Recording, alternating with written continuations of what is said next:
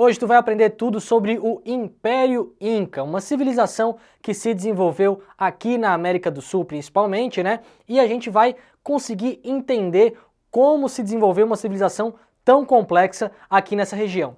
Aqui como está escrito no quadro, ó, o Império Inca é o maior em extensão, ou seja, é a maior civilização pré-colombiana antes da chegada de Cristóvão Colombo, antes da chegada dos espanhóis à América, que se desenvolveu aqui na América Latina, principalmente na região dos Andes. Então pega partes do Chile, partes do Peru, onde principalmente tem os vestígios das grandes cidades incas, e é nessa região que se desenvolve essa civilização que tem no seu coração, principalmente, a agricultura de diferentes culturas, ou seja, diferentes alimentos. Dentre esses alimentos, a gente tem a batata, o milho e o feijão como exemplos aí do que é cultivado pelos incas. Mas pensa comigo, os Andes é uma região de cordilheiras, de terreno acidentado, ou seja, não é uma região plana, é uma região que tem acidentes.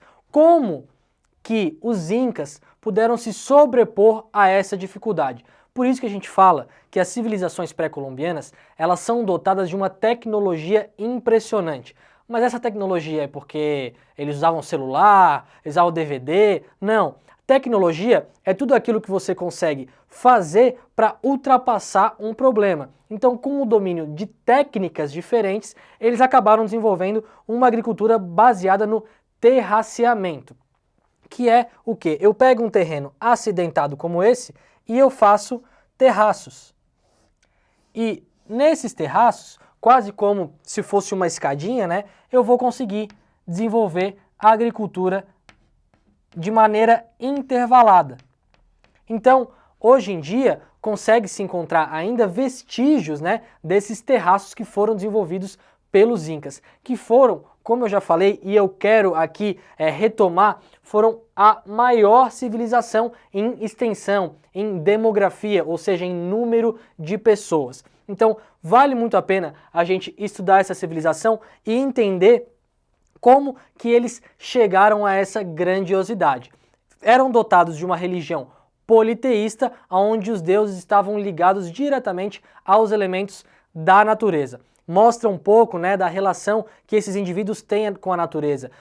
Todas as populações nativas têm uma relação muito forte com a natureza e isso está proposto principalmente nas religiões. A gente tem o desenvolvimento de grandes cidades, e aqui com destaque para Machu Picchu, né, que é uma viagem que se costuma muito fazer para ir lá visitar no Peru os vestígios de Machu Picchu, que estão muito bem preservados e mostram a grandiosidade e a complexidade das relações.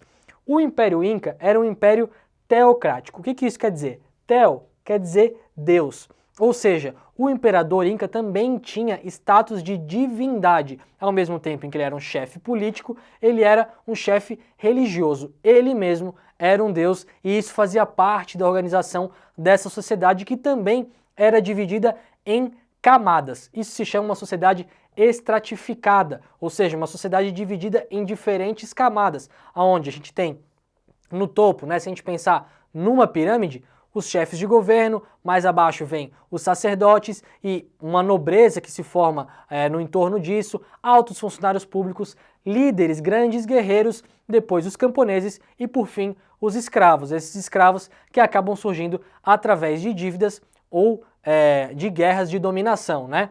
E a gente vai ter, por fim, né, no final do Império Inca, um encontro dos incas com os espanhóis. Mas os espanhóis, se a gente for pensar num contingente populacional que eles acabam trazendo para cá, para a região da América Latina, não faz muito sentido. A gente tem um império muito grande que é dominado por um contingente pequeno de pessoas. Mas eles encontram esse Império Inca já em decadência. A agricultura não trazia mais tanto sustento quanto antigamente, e muitas guerras internas entre diferentes tipos de sociedades dentro dos próprios incas fizeram com que esse império se enfraquecesse, e aí a dominação foi possibilitada para além dos outros fatores, né? O domínio de uma guerra de extermínio que os espanhóis tinham, também doenças trazidas possivelmente por esses europeus para esses povos originários e acabaram enfraquecendo esse que foi um grande império que ainda traz muitos vestígios de sua grandeza